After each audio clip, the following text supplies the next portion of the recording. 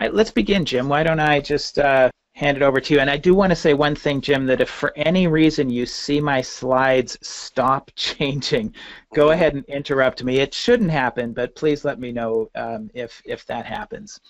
So let's kick it over to you. Will do. Thanks, Michael. I won't take a lot of time because Michael has a lot of content about the TouchStone Business System, but I did want to say good morning and good afternoon to everyone. Thank you for joining today's webinar. As you can see on the screen, my name is Jim Crisafulli, and I'm an emythme certified business coach. I really want to reference the fact that you're going to hear the term emythme probably quite a bit today, but this is not an emythme workshop or an emythme webinar, but the fact of the matter is it's really important to understand that the emythme point of view is really at the heart of what we're discussing today, and that discussion is around the point of view of systemization that comes out of Michael Gerber's best-selling book, The emythme Revisited. I know Michael will touch on that briefly as well, but again, I don't want to digress and talk too much about emythme, but for those of you that are not familiar with it, it is a book that you should read, The emythme Revisited, and again, the outcome of that book, one of the major outcomes of that book is to systemize your business, and that is a very strategic perspective that the author speaks to in his book. Very strategic perspective. From that point, after strategy comes execution and implementation, and that's unfortunately where there's a lot of failure with small businesses not being able to implement the documentation of processes. So that to me is a perfect segue into introducing Michael, who has founded the Business Design Corporation. He was one of the first emythme coaches in their program back in the early 90s. He delivered the emythme mastery program to hundreds of entrepreneurs and helped them systemize their organization. Along the way, Michael's focus switched to the tactical implementation of the emythme theory. That's this process of actual process documentation. So Michael works with companies specifically helping them organize and implement their operating procedures and job descriptions. This is one of the main reasons I've partnered with Michael. Many of the small business owners that I coach understand the strategic perspective of why they need to be systematized. However, there's usually a gap afterwards to actually document the processes. So getting your operating procedures documented and implemented isn't always easy because most business owners know they need to get this done. However, what they don't know is really how to do it. Michael's company has developed a step-by-step plan as well as a web-based software application that makes this process implementation ridiculously easy. And this is what he'll be walking you through today, how to systemize your business. Great. Thanks, Jim.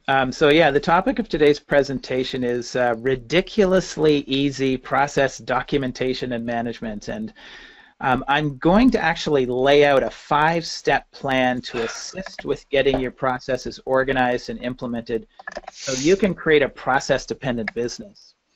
Hey, Jim, can you mute first, just to keep that out? Great, thanks.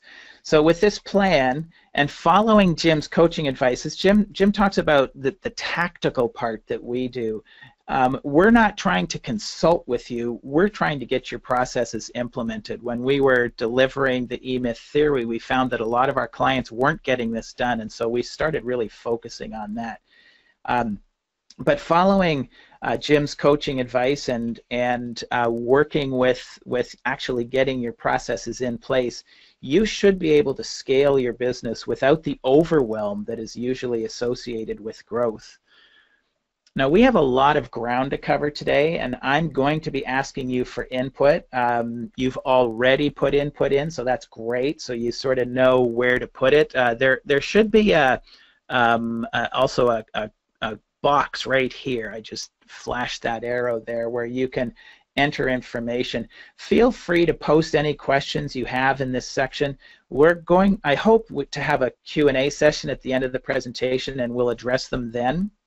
If we don't have enough time to address a question that you've put in there, GoToWebinar actually saves them, and Jim and I will follow up with you with an email or a telephone call after the event with a reply to your question. And I've also asked Jim to monitor questions, so if a question arises that looks like it would be really valuable to interrupt me, he's going to do that. I'll have him come off mute and interrupt me, and then I'll address that question immediately. But because we've got so much content, I want to sort of power through this. To start, I'd like to ask a couple of questions. Let's get everybody used to typing into this. I want to launch a series of 3 polls, and it'll be great to have everybody's attention. So I'm going to go ahead and launch the first poll here.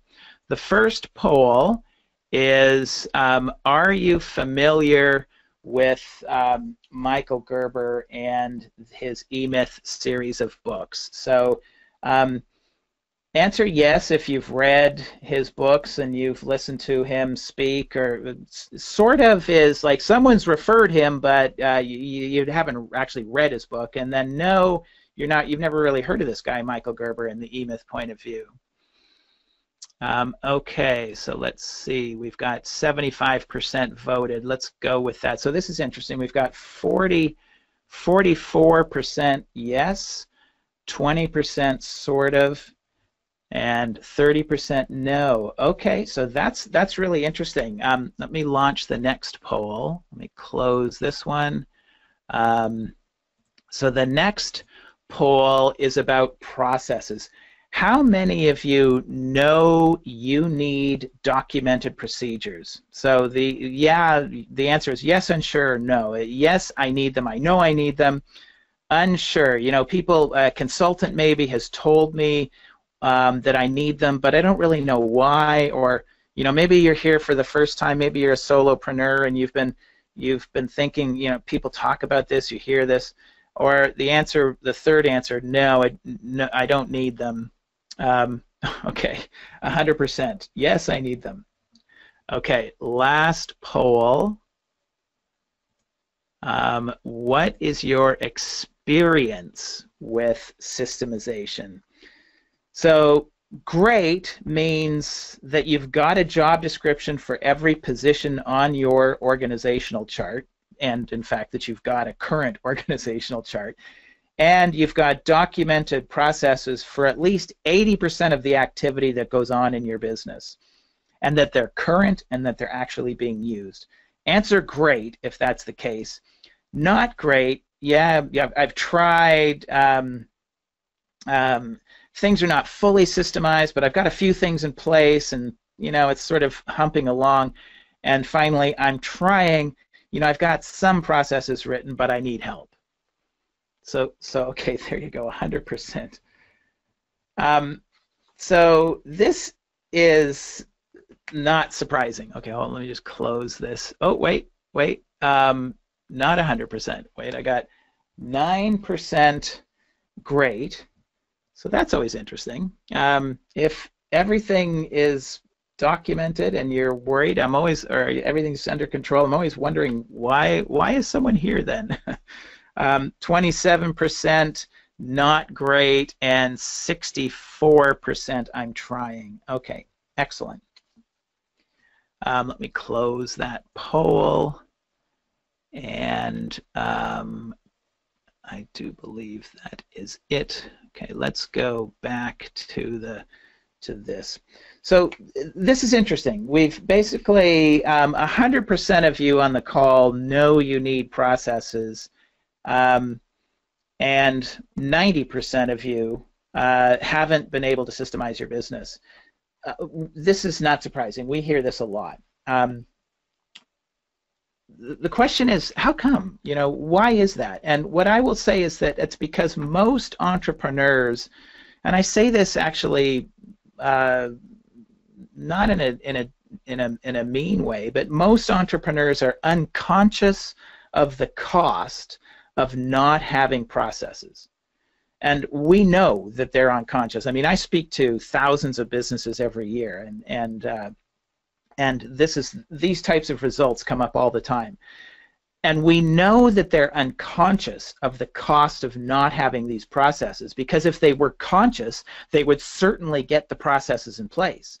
Now, this is a really, really important point, because if you begin to understand what it's really costing you to not have these processes, to not have employees doing what you need them to do, then you would probably make it a high priority, and you would put the focus and energy into getting your processes in place.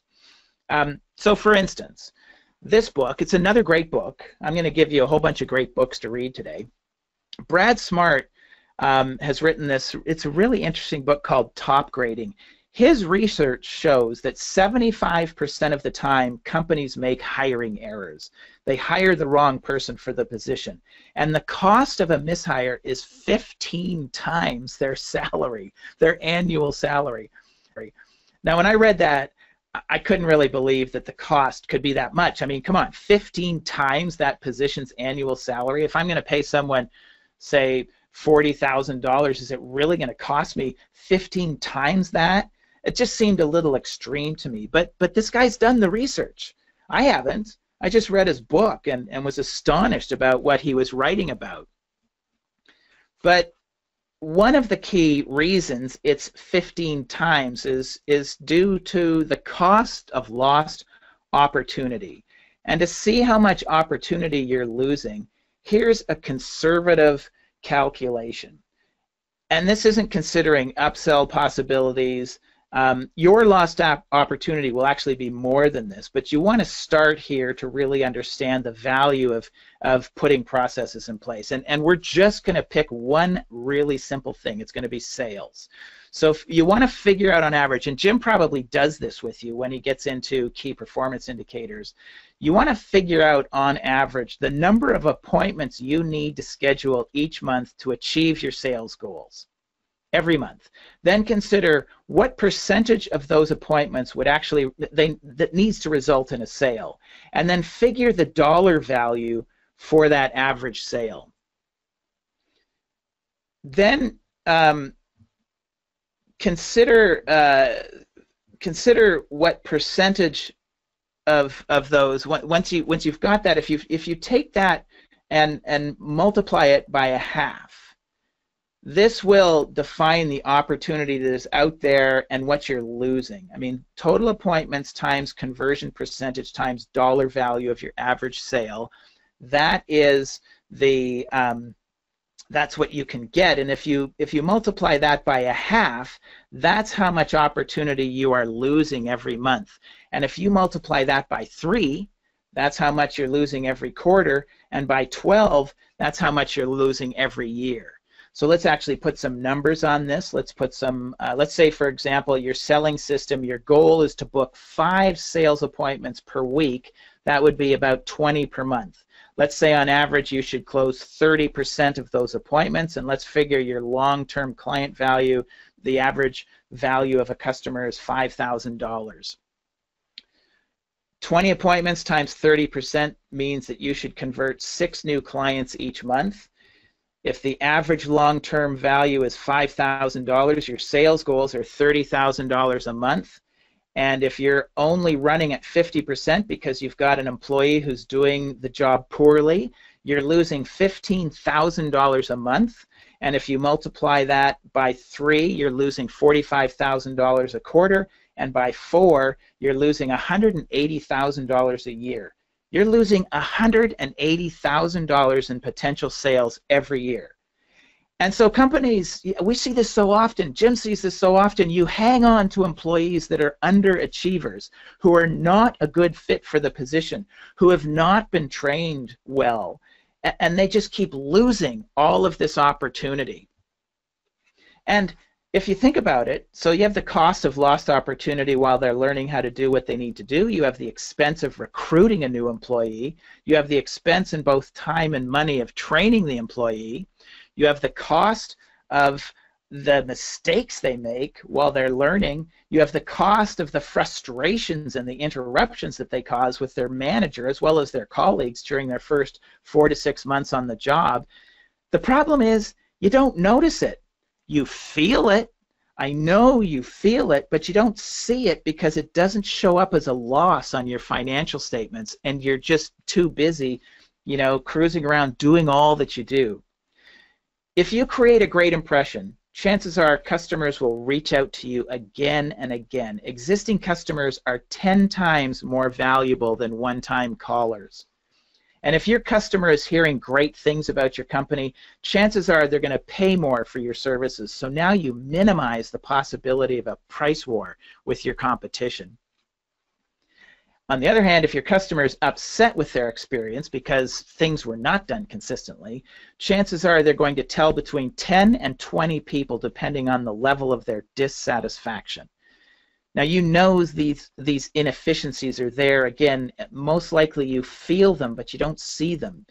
And you're busy, you're crazy busy in most of the cases, but you're not achieving the goals that you set out for yourself. And because you don't really see these costs, you fail to see how important they are.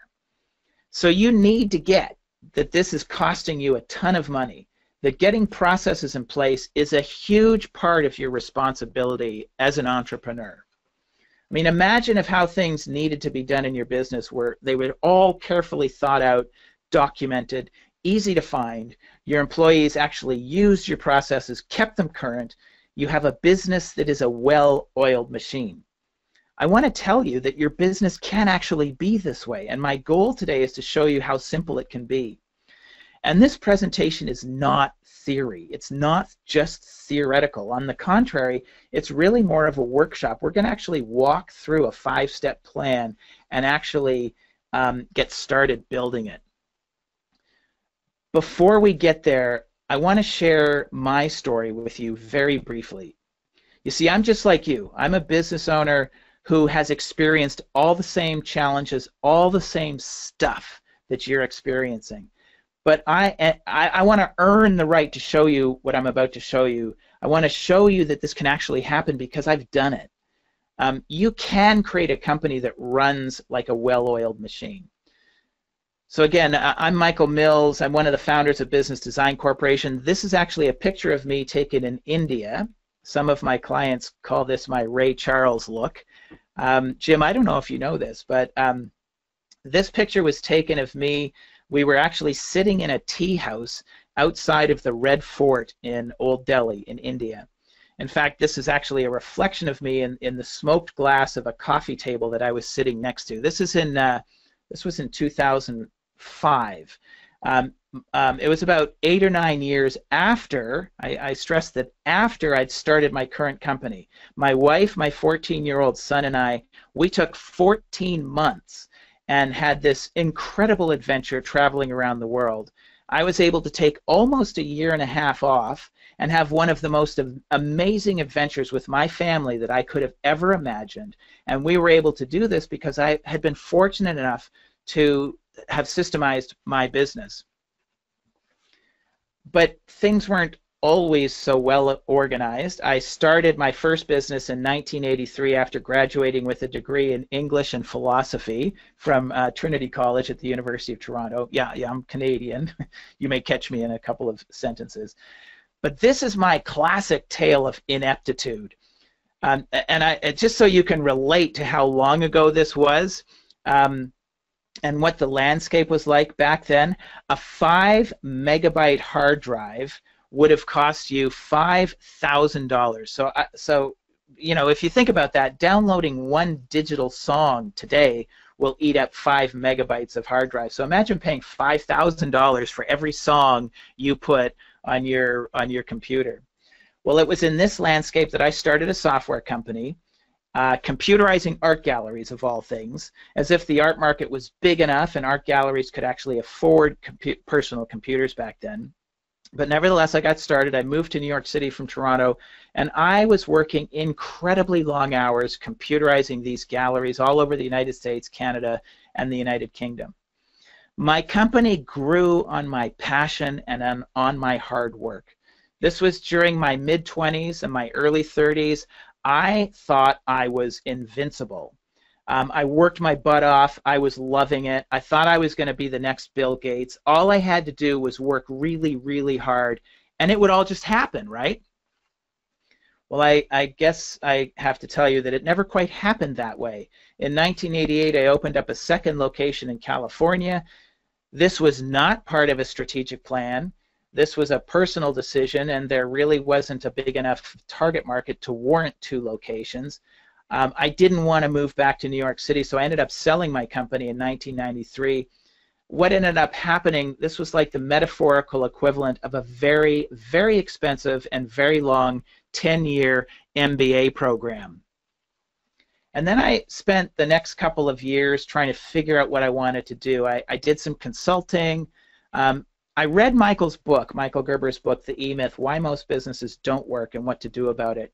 And I really connected with the message in this book because my business had just about burned me out. Most things depended upon me. It was very difficult to get good employees. It was really difficult to get them to do things the way I wanted them done. I didn't have documented processes. I didn't have job descriptions. I didn't have a strategic plan. I was just winging it. I was flying by the seat of my pants. I was, just going to work every day. I was working really hard. So does my story sound familiar? Because most of the entrepreneurs that I started consulting with were in the exact similar situation. They were frustrated, they were stressed, they worked really hard, but after a certain point they were unable to achieve the goals that they were hoping to achieve. And it was at this time, it was early 90s, that I started a course for consultants, certifying them in the delivery of Michael's E-Myth Mastery Program. As Jim said, I went through the first E-Myth Mastery Program consulting certification course in the United States. This is the more formal picture of me, though I'm not very fond of wearing a suit these days. You'll usually find me in my more usual casual business attire, but I ended up starting a company called Business Design Corporation, and we were consulting with small businesses using the E-Myth Mastery Program. We did this for many years, but what we found was that our clients were not getting their processes written and implemented. And so we created a step-by-step business systemization plan. It was really a synthesis of our successful strategies, just drilling down to the nuts and bolts necessary to get it done. Essentially, we put this E-Myth theory into practice by creating a simpler way to systemize a business. And that's really all I wanted to say about us and me. So here's what you're going to learn today in today's presentation. First of all, I want to talk very quickly about the difference between processes and policies, because many entrepreneurs will tell me they have an operations manual, but when I ask them to share it with me, it's not an operations manual, it's a policy manual. And then I'm going to go into this 5-step systemization plan, 5 simple steps to create a process-dependent business. And we're going to actually roll up our sleeves, we're going to dig in, and we're going to actually build the systemic infrastructure of a business. And I'll show you just how simple it can be. In step 3, I'm going to provide a couple of tips on how you can get your processes written, how to get others in your organization to contribute to writing processes, and then I'll share with you why it is that you've probably failed in your past attempts at implementing your processes, why your processes get out of control. It's what we call SOP chaos. We'll quickly discuss the 2 key things missing that you need to be able to create a process-dependent business, and then as we build this systemic infrastructure, I'm going to be using a tool that's specifically designed to organize and implement processes. The tool is called the TouchStone Business System. I'm not going to be demoing the tool today, I'm just using it. If you're interested, we will be providing you a way to get a free trial of TouchStone at the end of the presentation. So what's the difference between processes and policies? I want you to think of policies as a set of principles that are put into place to define and maintain the behavioral expectations of employees. So these usually deal with employee behavior, dress code, harassment, cell phone use, corporate credit card use, travel, stuff like that. Processes, on the other hand, a process is the sequence of steps with expectations or key performance indicators that must be followed in order for a specific result to be achieved in a consistent and reliable manner. That's really key, consistent and reliable manner. So a process is a set of step-by-step instructions that describe how to do something. So hiring is a process, onboarding is a process, training is a process, managing, estimating, job costing, these are all processes. So what's the difference? Let me provide an example. As part of Starbucks dress code policy, they allow employees to show non-offensive visible tattoos, provided they're not on your face and throat. That's why this guy will not be working at a Starbucks near you anytime soon. On the other hand, an example of a process would be the detailed steps taken to make a really complicated cup of coffee. And believe me, Starbucks has really complicated coffees. If I was a barista at a Starbucks, I'd have a documented set of step-by-step instructions, a process on how to make this complicated concoction, this double decaf, grand caramel, whatever. And they would train me using these instructions, and that's why you can get your favorite Starbucks coffee in Seattle, California, Boston, New Delhi, New Jersey, and it'll always taste the same. It will be exactly what you want and what you're expecting. So today's presentation is focused on process implementation, not on how to create a policy manual. Processes will create that consistency that you need, and they help employees and management track and achieve goals. That way you can track the results of whatever it is that needs doing, so you can be sure that what you're doing is actually working. Because if what your people are doing is done consistently, then the result of that activity is meaningful. If things are being done inconsistently, how can anything be effectively measured? I mean, think about it. If you're doing it slightly different every time, how can you determine if what it is that you're doing is actually working? How do you start? How do you create a process-dependent business? Let's start with the 5-step systems development plan, and we use this plan to discover, prioritize, implement, and manage all of the processes in your business, and there are 5 steps. I'm going to quickly go through all 5 steps, and then we'll get into the detail of each step. The first step isn't about systemizing at all. It's about understanding your destination. What is your business going to look like 3 to 5 years from now? I mean, if you don't know where you're going, how are you ever going to get there? Step number 2, we'll define the processes that you think are necessary in that future organization. I mean, you want to think about, how do you generate sales? How do you deliver on the promise you made in that sales process? What are the back office processes like hiring, firing, payroll, collections, backing up your computers, all of the administrative, financial activities? How will you guide and manage the business from where you are today to where you want to get to? In step number 3, you'll create a graphic picture of what that destination is going to look like. It's going to become your org chart. And in step 4, once you've named the processes, you start connecting them to the boxes on your organizational chart. So think about this. You've identified everything that needs to be done in the business. You've identified all of the positions that you'll need in the business, and you've connected everything that needs to be done to all of the positions. You will create complete functional accountability. Everything that needs to be done is being done by someone in the business. And finally, in step 5, you'll prioritize these processes. Which ones are the most important to get written as soon as possible, and who's going to help you write them? Now, almost every business owner I speak to says, how long is this going to take me? It's important to know that systemizing your business, it's not a project. You don't just sit down and grunt it out for 10 hours or 20 hours or 3 months. It's a process, and the actual writing of your process it's ongoing. Frankly, it never ends. And the 5-step systems development plan that I'm going to share with you today, it doesn't get you to the place where everything's documented and finished and that's that. The systems development plan is really designed to create the systemic infrastructure, the foundation on which you will build.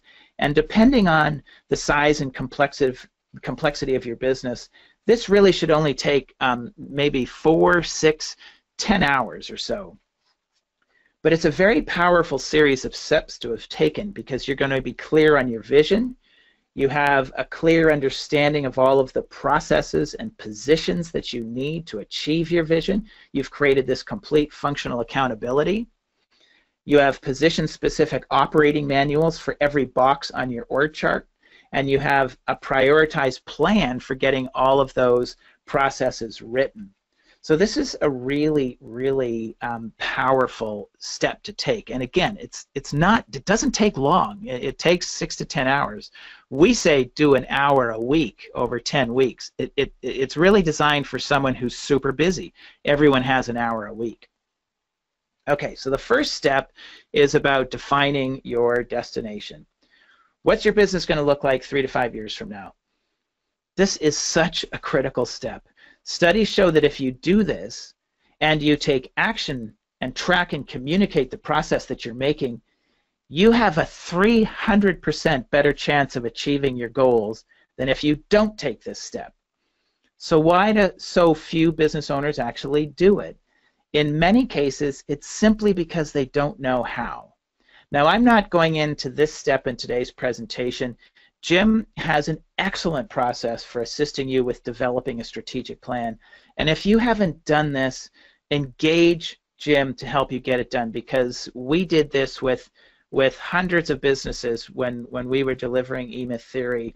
And it's a very structured process. It's really easy to do.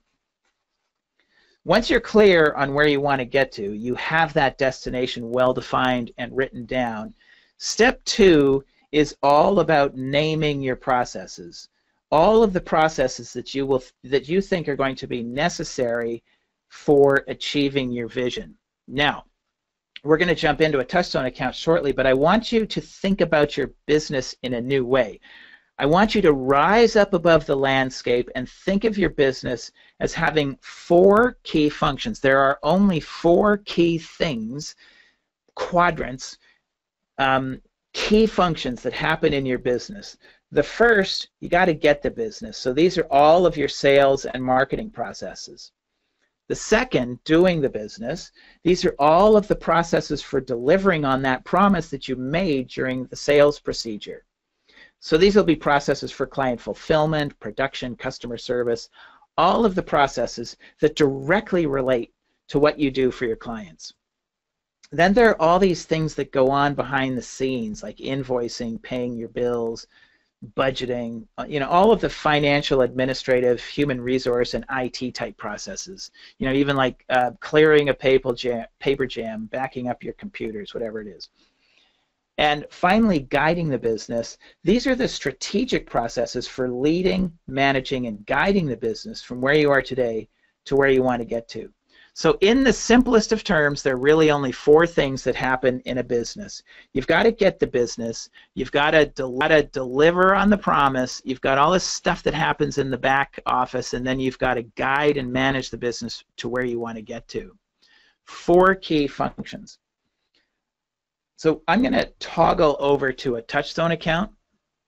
This is where I'm going to ask for your input. And I'm going to come up here and click on the 4 key functions. So here you see getting, doing, running, guiding that I showed on that earlier slide. So we're actually live in a blank TouchStone account. This is the application that I mentioned earlier that can be used for process implementation. And as I said, this isn't a demo of TouchStone. I just want to use it to show what's available to you. And in this step of the 5-step plan, we're simply naming and organizing your processes. You're not describing how the process is done. And I want to start with the key function, getting the business, or sales and marketing, because this is typically where workflow starts. I mean, you've got to get some business before you can do the business. And let me give you an example. So right now I want you guys to think about, let me shrink that over there. I want you to start thinking about how you get business.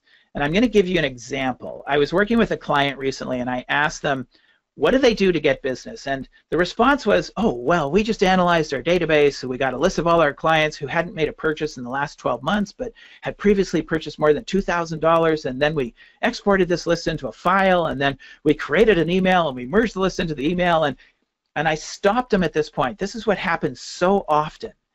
And I said, whoa, whoa, whoa. My question was, what do you do to get business? Not how you do it. So if what you were just describing to me were a process, what would the name of that process be? Now, they thought about it for a minute, and then they said, oh, retargeting past clients. So great. I said, let's go up here. Let's click on Add New Process, and let's type in here, retargeting past clients. And then I clicked Save, and I said, what else do you do? And they started to get the hang of it. They said, oh, well, we do Facebook. Great. Okay, we do Facebook. We do LinkedIn. We do Pinterest. We do trade shows. We do email marketing. We do blogging. And step by step, I added these and clicked Save, Add, Save, Add, Save. We went through each of the 4 key functions until we had identified every process they could think of. So now it's your turn. What do you do to get business? Just type into the GoToWebinar control panel and start naming what you do. So think of it in terms of generating sales. What do you guys do to generate sales? Let me see if I can see. What do you guys do to generate sales? Okay, here's a good one, referrals. So add new process. Referrals. Save. What's another one? Website. Excellent. Add new process. Website. So keep typing, guys. I love when I get input like this. What's another one? Facebook. Yeah. Okay. Great. I may not get to everything because there's a lot of good content coming up here, and it's the GoToWebinar panel is really it scurries past me. Great. Surveys. That's a good one. Surveys. Email marketing. Add subfunction. Email marketing. Okay, so you get the hang of it. Follow up with existing customers. Okay, hold on a sec. That's a good one. I'm going to add that one here. So I'm going to call it customer follow-up. Customer follow-up. One of the things Jim will work with you on when you're starting to talk about sales and marketing is you'll start taking sales, that's a big, huge topic of sales, and he'll start carving it up into the strategic side of the sales process, and then systems for what are the systems that you do for generating leads, like the advertising. Now, once you've got a lead, what do you do? So customer follow-up, to me, probably goes over here. So this is the next question I typically ask people. Once you've got a lead, what do you do? I mean, someone responds to a Facebook ad or an email marketing. Oh, I forgot to hit save on the email marketing. Sorry about that. What do you do? Great, yeah, qualification call. Excellent. So you make a qualification call. So that's more converting, nurturing and converting leads. And you know what? I'm going to add that email marketing here, because if you didn't have the email, you probably wouldn't be, if you didn't have the lead, you probably wouldn't be marketing to them. What else? What else do you do to follow up with leads? Free consultation. Perfect. That's a great one. And that, again, that's lead nurturing. What's another one? Site visit. Excellent. Okay. So you're probably a contractor of some sort. Yep, estimate. So after you do a site visit, if they're qualified, you do an estimate. And can I put estimate/proposal? Because some of you don't do estimates, you do proposals. And if Instagram, okay, so Instagram would be, would that be? Instagram, that's interesting. I would probably put Instagram in here, but it could go in both. So what's important about that one, I love that you said that one, it doesn't matter where you put these things because we're using the 4 key functions to think about what it is that we do. We're actually, you're going to see as we move on, we're going to actually be linking these processes to specific positions on the org chart, so people don't have to find these things. It will be really clear on what it is that they do. Okay. So what do you do about customer service? What processes do you have to retain your clients or to upsell them? Customer satisfaction calls. Excellent. That's a good one. Customer satisfaction call. And that's going to be under what I'm going to call client retention or upselling. Appreciation events. Great one.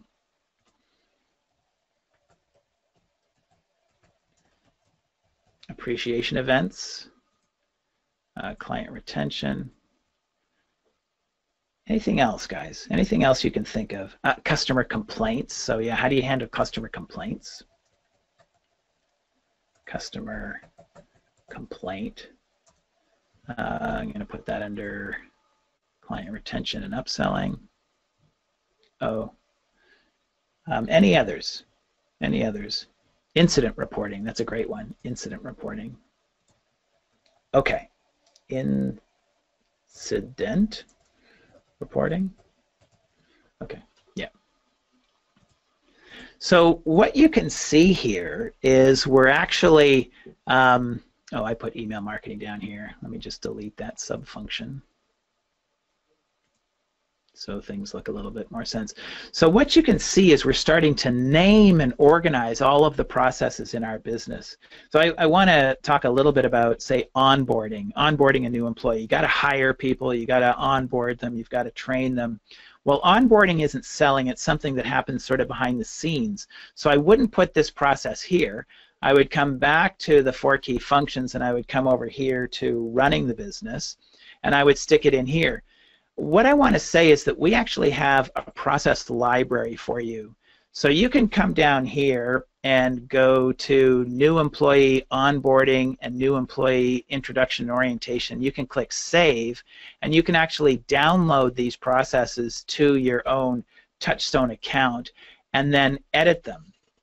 So when you get these processes, you, let me show you onboarding, you've actually got a work plan that walks you through the steps, you know, call them, do this, do that, step by step, and then you schedule their first day of training, and that takes you to the new employee training, and you go through this check plan, and you step by step you walk them through these processes. So in this onboarding process, we've got a first day of training, we've got a 30-day review, a 60-day review, we've got a checklist that be completed, who's going to do what, we've got a policy. So this is just what you can download and bring into your own TouchStone account. And again, once you're there, you can go walk through the employee checklist, things like this, and you can edit these. You can walk through these and edit them if they're not relevant to you. But at least now you have these processes. And what we found is that, oops, let me just go down and close this. We found that in most businesses, in these 2 quadrants, strategy and management, guiding the business, and all the back office operational procedures, things are fairly generic from business to business. So we've written a bunch of processes and we've put them in the process library, and it's a great resource. But typically what we do is we encourage you to really think of what is unique to your business and the way that you do things. It really helps you to understand your business in terms of its 4 key functions. Walking through this step will demystify your organization. You'll be able to see that your company really is simply a collection of processes. And then once you've done that, once you've sort of walked through and itemized as much as you can think of, chances are you will have thought of about 65 to 75% of your processes, which is a fantastic start. that's when we encourage you to access our process library. You can come up here, and we have a different set of processes for each key function.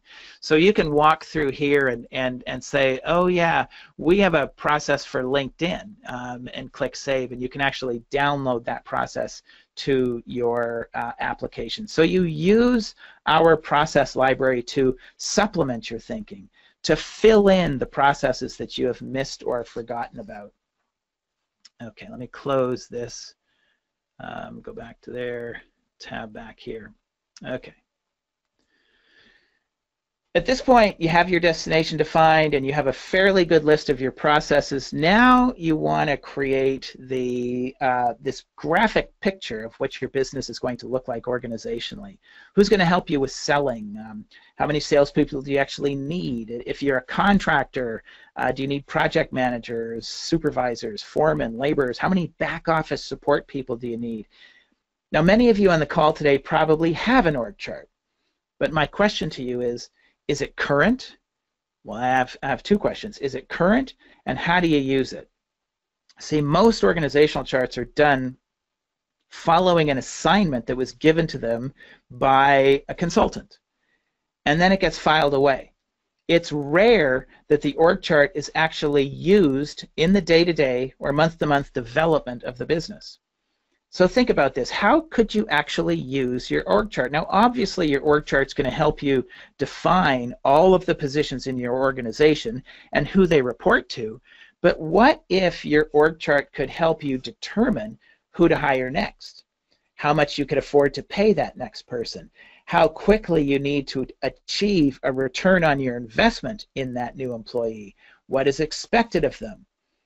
How will they be able to achieve what is expected of them?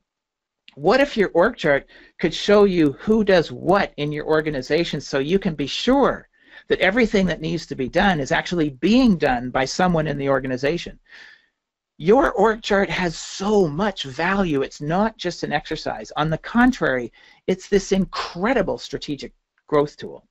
Let me show you in TouchStone. You click here on the organizational chart button.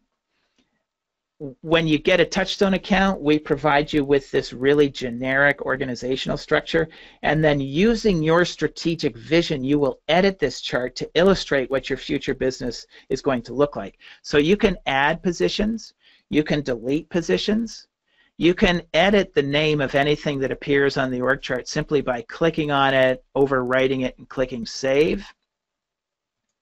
You can move any of these positions around. Everything in TouchStone is drag and drop.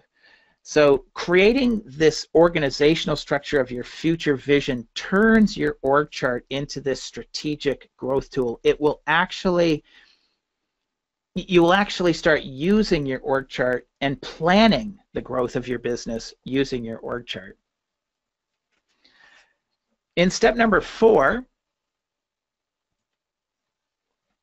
you are going to link the processes that you've named in step number 2. So remember, in step number 2, you named all those processes, that exercise we went to.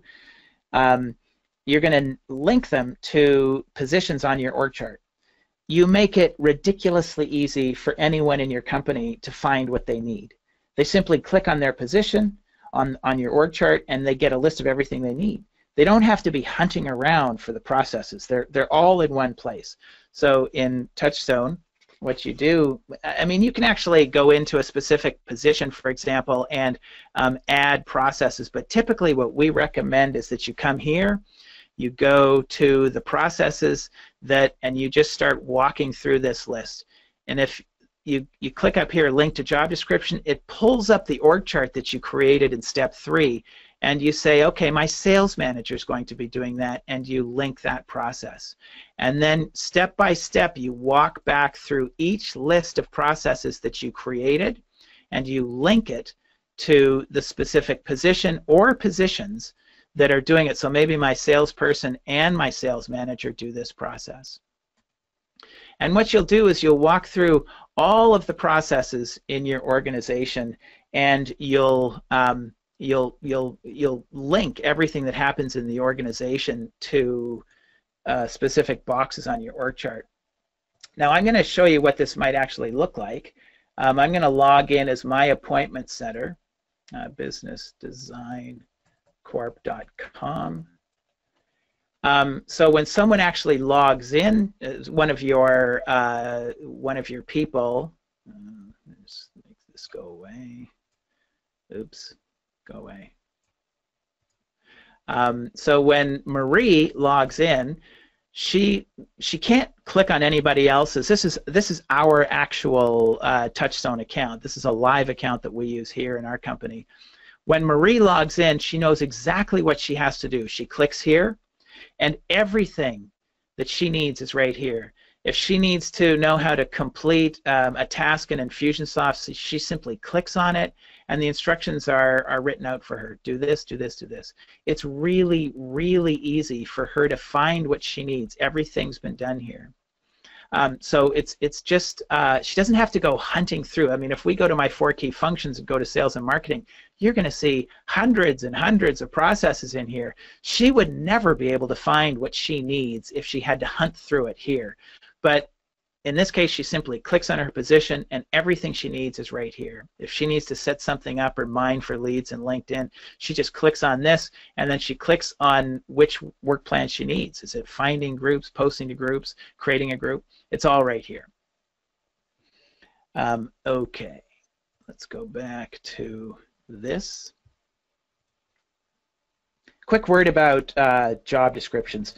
Most of the job descriptions that we see, they're usually only used for hiring. Once the position's hired, it gets filed away until a new employee needs to be hired.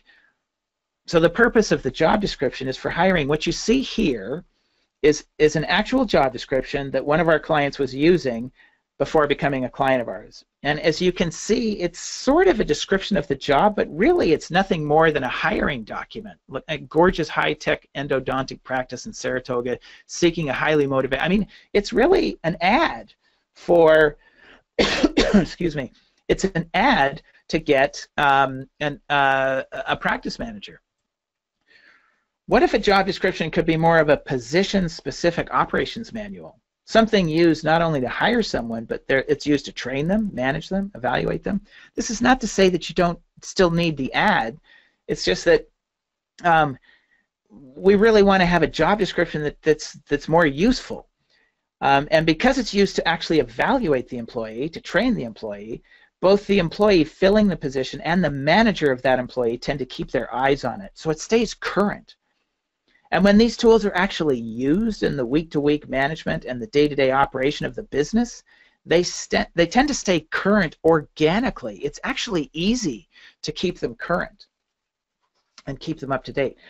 Now when someone needs to know what to do, they simply find their position, they click on it, and they click on the specific position that they need to access that documented set of instructions on how to do what you need them to do. It just becomes super easy. So now we've walked through 4 of the steps in the 5-step process, and this is a very powerful series of steps to have taken, because you now have a blueprint for your business growth, the foundation for systemizing your business. You have this dynamic org chart to assist you with your business development. You have a complete list of all of the processes you need to make sure everything is getting done, and you'll have linked all of those processes to boxes on your org chart, so you have this complete functional accountability. Everything that needs to be done in your business has been assigned to a position. Now you know that everything that needs to be done, who's doing it, and if it isn't, you can figure out why. Why isn't it being done? In step 5, the final step, you're going to prioritize the process list in terms of the processes that are the most important processes that need to be written. And you're going to manage the writing of these processes. And this becomes an ongoing practice, something that will naturally occur in your business organically. Your processes will start to accumulate as you teach your people how to think systematically and how to write up what they do. Everyone gets engaged. But okay, so that said, writing a process, you know, it's not rocket science. Doing this is fairly simple, but it's not easy. It takes time. It's something that happens over a span of time and continues to happen for as long as your business is alive. You just do a little at a time. You don't have to be focused on doing it all day, every day. And you do it when you have a reason to do it. And many of the processes that you're going to need have already been created and are available to you to download. Now, this is not to say that we've completely systemized your company. This is not a magic bullet, and I stress that. This is not a magic bullet, but it's a huge head start. Much of the material has already been thought through and organized for you. You just need to customize it for your organization. But you will also need to write your own processes. And one way of getting your processes documented is during the training of a new employee. Have the new employee write down what you're telling them, then give them some time during the day to write up their notes, and then review and edit what they wrote the following day. So think of how well trained they'll be. You're telling them how to do what you need them to do.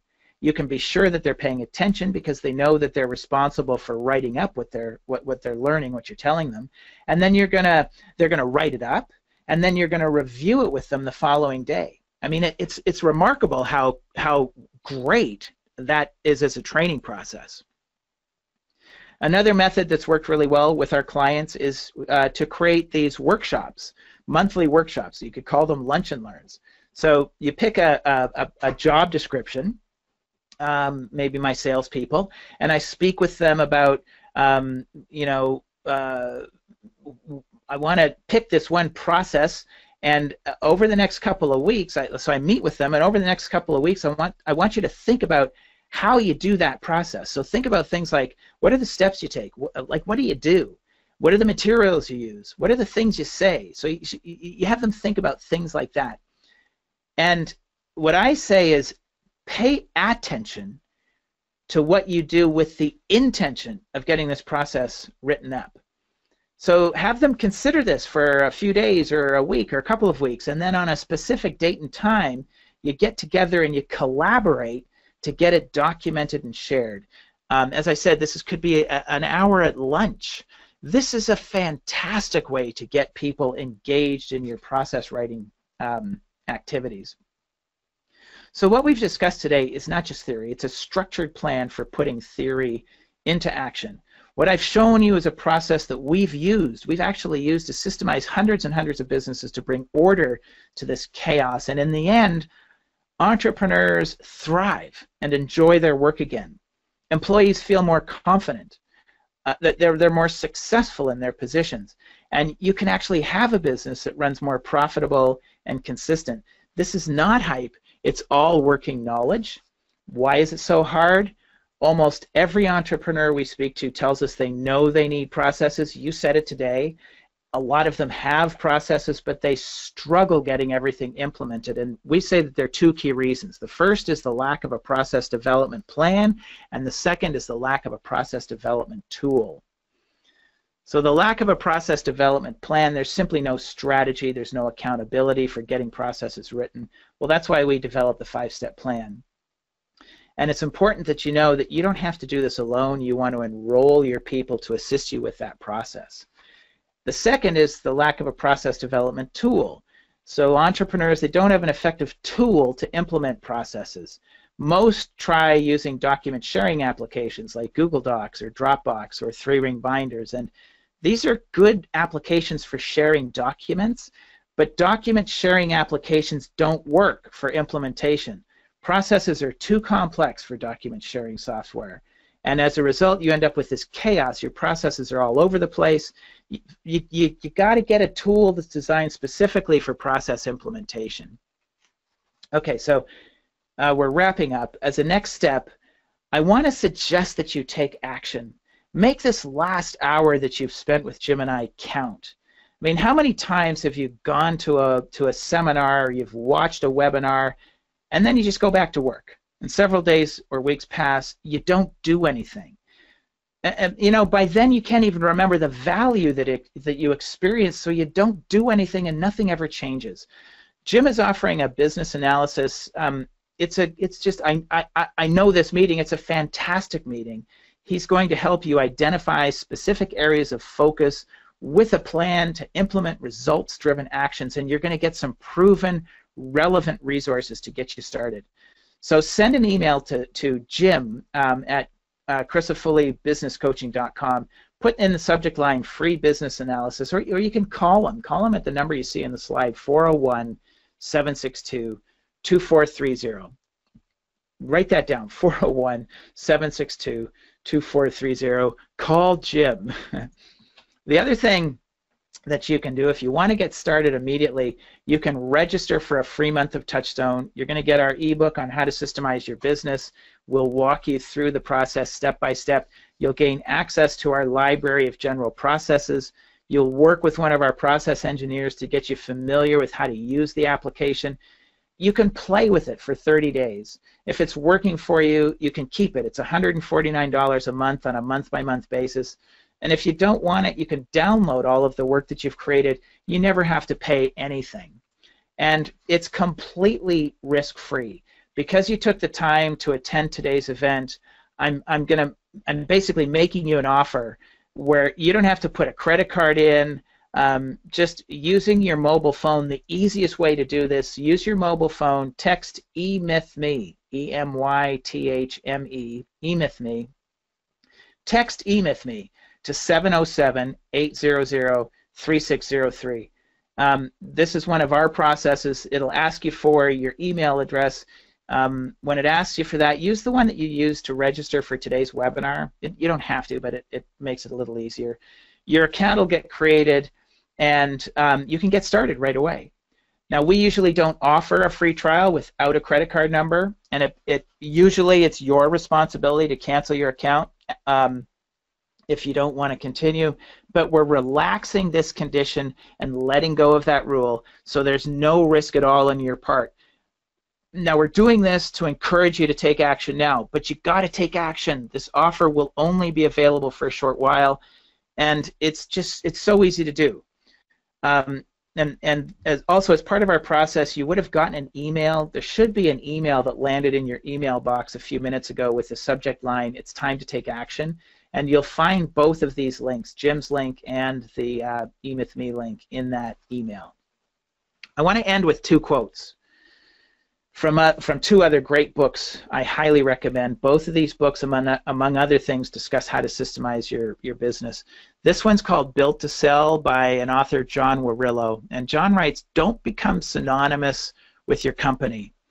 If a buyer isn't confident that your business can run without you in charge, they won't make you their best offer." A lot of entrepreneurs find themselves trapped in their business. It's because customers, they want to deal with the owner. And the owner becomes personally involved in serving the customers, which then reinforces the customer's reliance on the owner. And a business reliant on the owner is not very sellable. So the owner ends up being trapped in their very own business. The other quote is from Scott Fritz. Scott's a colleague, great fan of ours, who wrote an excellent book called The 40-Hour Work Year. Scott writes, and I quote, "To me, the basic definition of a business owner is someone who can afford to hire an employee to do their job." That is such a great statement. Someone who can afford to hire an employee to do their job. Until you can afford to hire this person, you don't own a business, you own a job. It's really important to see that the value of your company, it's not exclusively based on your revenues, your profitability, your client list. It's based on your processes. And this isn't just about selling. If the business is not duplicatable, the business simply cannot be brought to the next level. It becomes too dependent on the people in the business. This is not to say that you don't need great people. It's just that you can't be dependent upon those people. If you have processes, then the good people you find can be quickly and efficiently brought up to speed, and your business becomes a process-dependent business, not a people-dependent. And then if you are ready to sell, a buyer must be able to see how they can scale your company, how with a cash investment they can actually grow the company exponentially and make it more valuable. Without that, why would they invest? Why would they want to buy your company? Okay, Jim, I apologize. We're 5 minutes over, so we really don't have any time for questions. Is there anything you want to say, Jim, to wrap up? If you want to unmute and just Well, just thanks again, close up. Michael, for the very thorough presentation. That was excellent. I don't want to keep anybody any longer. The email addresses for you and me are both up there. Folks have additional questions, they can certainly email either one of us, and we'd be glad to answer them. Again, we've gone a little bit over time, and we appreciate you all for hanging in there, and I hope you all enjoyed the presentation on the TouchStone Business System. So, Michael, if you've got any closing thoughts, that's great, and we'll let these people get on with the rest of their day. Yeah, great. Thanks, Jim. I just want to say thank you to you, Jim, for giving me the opportunity to present this topic to your list. I hope it's been a valuable experience and that everybody's learned something today. Feel free to contact if you've got any questions specifically about process implementation. Feel free to contact me at mmills@businessdesigncorp.com or check us out on the web. We got a ton of free offers there that will help you grow and develop your business. Thanks for watching, and I wish you well. Bye-bye now. Take care.